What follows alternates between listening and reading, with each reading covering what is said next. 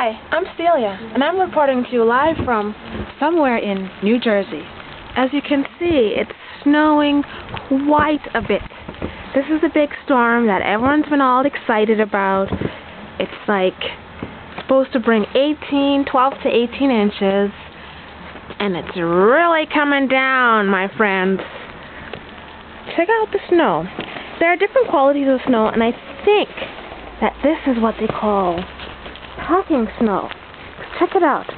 It doesn't take much to get it rolled up into like a ball.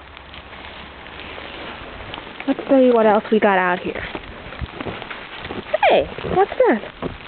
Looks like a squirrel made a little frozen snow duck of some sort.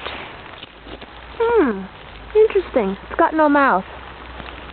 Anyway, this is not the kind of weather that you want to have to go out to work or be in. It's the kind of weather you stay home, cuddle up with your hot cup of chocolate with whipped cream on top. And that's what I'm going to do right now. See you later.